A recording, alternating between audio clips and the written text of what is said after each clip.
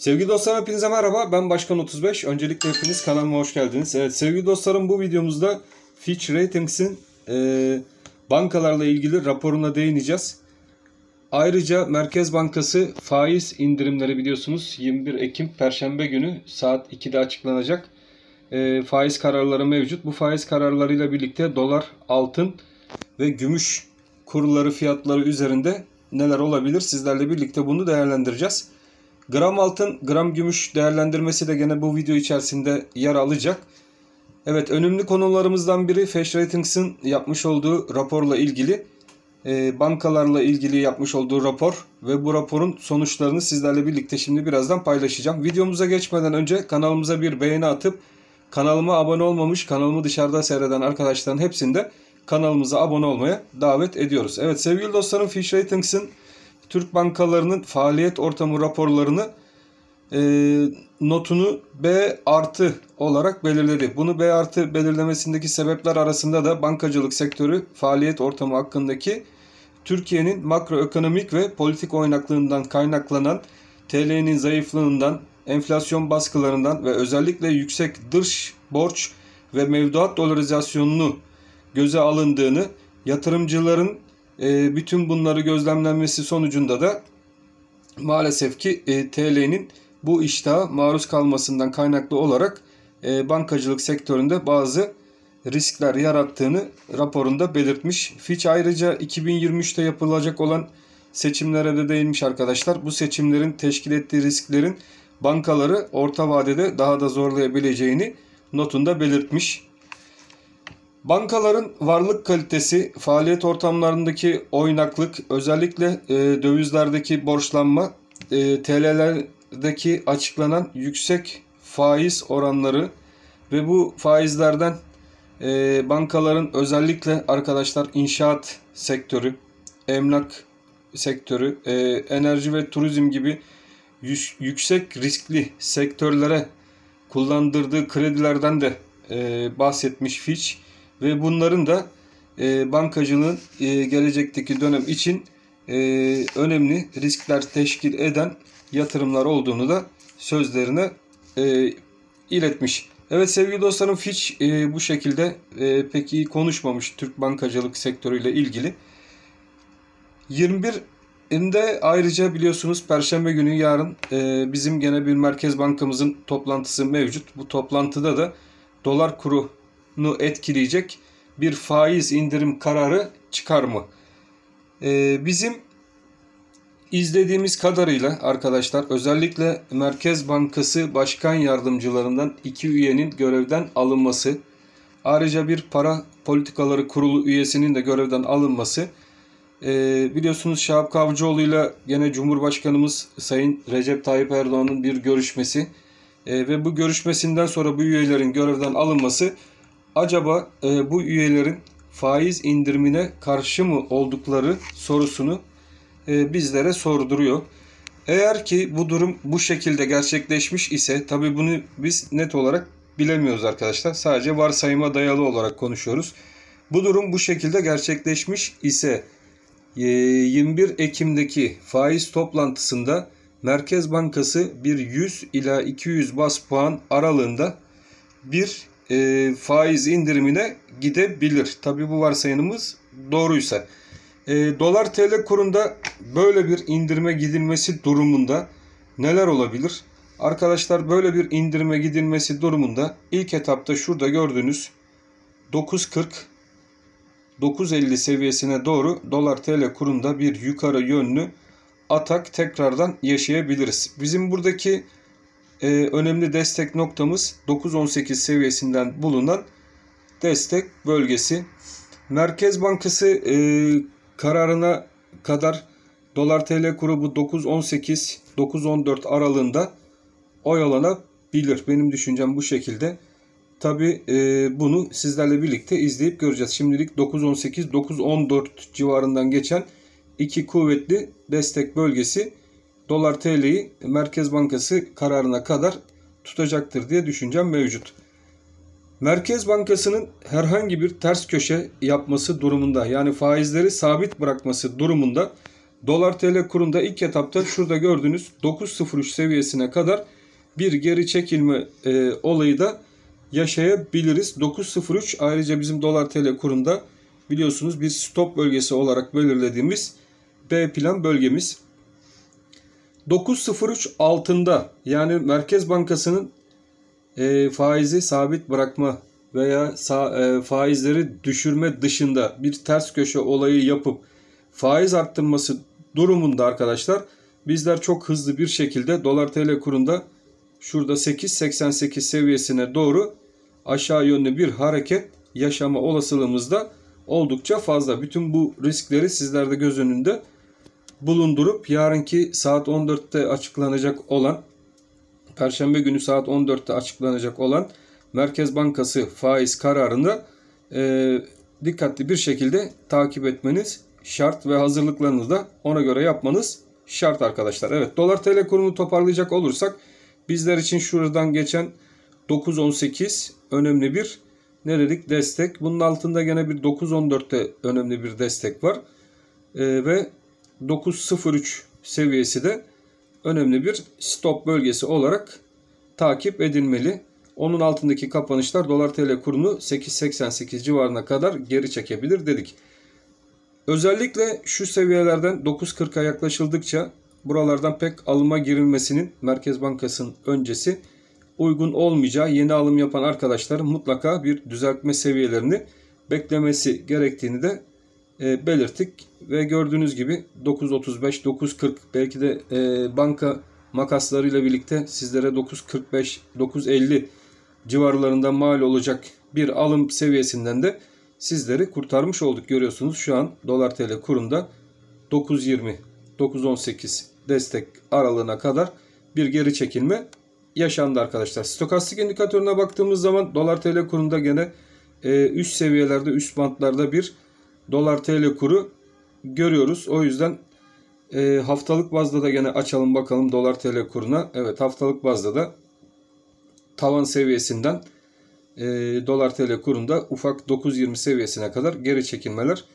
görülmüş. Bu geri çekilmelerde dediğim gibi arkadaşlar 8.80, şurada gördüğünüz 8.80 seviyesine kadar dolar TL kurunu geri çekebilir. O yüzden sizlerin de çok dikkatli olması gereken bir gün ve bir hafta. 9.03 şurada gördüğünüz destek. Bunun kırılması dolar TL kurunu 8.88 seviyesine kadar aşağı yönlü çekebilir. Dikkatli olmanız gereken bir hafta. Evet dostlarım, dolardan sonra şimdi sizlerle birlikte hemen altın tarafına geçelim. Videomuz da fazla uzamasın. Hemen altındaki son gelişmelere bakalım. Evet, son zamanlarda ve son haftalarda bizim gözlemimiz zaten altın, biliyorsunuz. Benim de gözlem altın. Altında sıkışma 1760, şurada gördüğünüz 1785-1800 aralığında devam edecek arkadaşlar. Altında önemli bir onsunda özellikle yükselişin başlayabilmesi için altının şuradaki 1800 dolar seviyesi üzerine, hatta 1810 dolar seviyesi üzerine kendini atması şart. Şimdi ben ilk etapta zaten bu 1810 dolara kadar onsta bir yükseliş beklentim hala devam ediyor. Dikkatlice takip etmemiz gereken en önemli seviye bizler için 1810 dolar seviyesinden geçen bölge olacak, altının onsunu takip eden arkadaşlar için. 1800-1810 dolar üzerinde altının onsunda bir hareketler olması demek, hatta daha yakın şuradaki 1800 desteğini takip edin arkadaşlar. Buradaki 1800 desteği direnci yukarı yönlü kırılabilir ve burada kapanışlar yakalayabilir isek işte bizler için altında tekrardan 1810 dolar seviyesine doğru bir yükseliş hareket beklentimiz gerçekleşecektir. O yüzden ilk etapta 1800 dolar ve 1810 dolar üzerinde kapanışları sizlerle birlikte altında takip edeceğiz. Gram altın tarafına hemen bakalım. Gram altında son durum, son gelişmeler ne yönde? Evet, gram altın tarafına baktığımız zaman da arkadaşlar gram altında bizler için şu an 528 TL'ler civarında hareket eden bir gram görüyoruz. Gram altında 521 aşağıdaki önemli bir destek. Bu destek takipte kalacağız. Gram altın biliyorsunuz dolar bazlı etkilendiği için dolar bazlı yukarı veya aşağı yönlü hareketler buna yön verecektir. Dolar TL kurunda geri çekilme beklentimiz doğrultusunda gerçekleşir ise ilk etapta 521 ve 514 TL civarına doğru gram altında bir aşağı yönlü hareketler görebiliriz arkadaşlar. 514 önemli bir destek bölgemiz. Bu destek bölgesini sıkı bir şekilde takip edeceğiz. Ayrıca burası bir stop bölgemizdir. Bu 514 seviyesi altında kapanış görebilir isek gram altında da 503 TL'lere doğru bir geri çekilme yaşama olasılığımız Merkez Bankası'nın yapacağı atraksiyonlar sonucu karşımıza çıkacak olan seviyeler. Bu hangi seviyede tabii karşımıza çıkabilir? Merkez Bankası'nın bir faiz arttırması sonucu. Merkez Bankası bir faiz indirimine giderse işte o zaman gene senaryo değişir. İlk etapta gram altında şurada gördüğünüz 521 540 band aralığı çalışmaya başlar arkadaşlar. 521 hatta 514 seviyesi üzerinde kaldıkça Merkez Bankası yapacağı hareketlere bağlı olarak gram altın tarafında 540 TL seviyesinden geçen bölge çalışır. 540 seviyesi gram altında zaten önemli. Bizlerin de burada takip ettiğimiz bir çanak kulp formasyonu var. Bu formasyonun yukarı yönlü 540 seviyesi üzerinde kalıcı olması demek gram altında bir faiz indirimi nedeniyle dolar TL kurunda tekrardan yukarı yönlü hareketlerin başlamasıyla birlikte gramda da bizim 588 TL'lere doğru götürecek hareketi başlatır arkadaşlar. O yüzden gramda özellikle yarınki PPK'dan çıkacak sonuçların dikkatli bir şekilde izlenmesi gerekli. Gram tarafında olan arkadaşlar için. Gümüş, evet, parlayan yıldızımız gümüş. Verdiğimiz hedefler gümüşte noktasal olarak çalışıyor. Gümüşte özellikle gümüş yatırımcısını korkutmak isteyen birçok yandaşı gördük. Fakat bizler dedik ki gümüşte sabırlı olun. Gümüşte daha yükseliş yeni başlıyor ve dediğimizde de yanılmadık. Şükür verdiğimiz hedefler noktasal olarak gümüşte çalışmaya devam ediyor. Bizler için gümüşte artık şuradaki kırılım gerçekleştiği için 23.63 artık önemli ve kuvvetli bir destek noktası haline geldi arkadaşlar. 23.63 üzerinde bizlerin ve gümüşün kalması demek ana hedef noktasının özellikle ons tarafında 25.40 seviyesinden geçen direnç bölgesine doğru gümüşün onsunu taşıyacağı beklentim benim hala devam etmekte. 23.63 burası kuvvetli destek. Bakın buranın ana hedef noktası 25.40 seviyesinden geçen bölge olacaktır. Bu bölgeye giderken bizler için arada karşılaşacağımız direnç bölgeleri şurada bir kuvvetli 24.37 direnç bölgesi mevcut. Burayı takip edeceğiz. 24.37 üzerinde de kırılımlar yakalayabilir isek arkadaşlar gümüşte 25.40 ons hedef bölgesine doğru hareketler göreceğiz. Evet. Gümüş gram. Gümüş gramda da sabrettiniz. Beni dinlediniz. Öyle varsayıyorum. 5 TL'ye düşecek şeklindeki yorumlara aldanmayıp Başkan 35'i dinlediğinizi varsayaraktan biliyorsunuz artık 6.45 üzerine atmamızla birlikte bizler ne dedik? Gümüşte 7 TL'leri bu ekranda sizler göreceksiniz. Ve dediğimiz gibi 7 TL ve üzerini gramda gördünüz. Şimdi arkadaşlar bakın burası bir bant aralığı. İkinci sizler için vereceğim müjde. Gümüşte bu 7 TL seviyesini takipte kalın. Özellikle haftalık kapanışlarda gümüş gramı takip eden arkadaşlar bu seviye önemli olacak. Bu seviyeyi takipte kalın. Çünkü 7 TL üzerinde haftalık ve günlük kapanışların devam etmesi halinde bizler için artık gümüşün gramında 7.53 seviyesi yakından takip etmemiz gereken önemli ve kuvvetli bir direnç bölgesi olarak karşımıza çıkacaktır. O yüzden sizler de çok dikkatli olun. 7 bizim için ne dedik? Önemli bir bölge. Yukarıdaki ana hedef bölgemiz 7.53 seviyesi. Bu seviyeye gelene kadar aramızda bizim hangi dirençler var?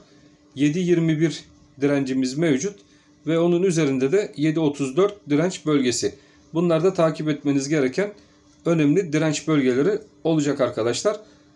Fakat ana hedef bölgemizde 7.53 seviyesinde bulunan bölge gümüşün gramında. Evet sevgili dostlarım, altını, doları, gümüşü, Merkez Bankası faiz kararlarından çıkacak sonuçların dolara, altına ve gümüşe ne gibi etkiler yaratabileceğini sizlerle birlikte burada konuştuk. Ayrıca Fitch'in yapmış olduğu bankalar üzerindeki değerlendirmeyi ve notu burada konuştuk. Ben hepinizi çok seviyorum. Hepiniz Allah'a emanet olun. Kanalıma bir beğeni atmayı ve kanalımıza üye olmayı da unutmayın diyerekten yayınımızı sonlandırıyorum. Allah'a emanet olun. Hoşça kalın arkadaşlar.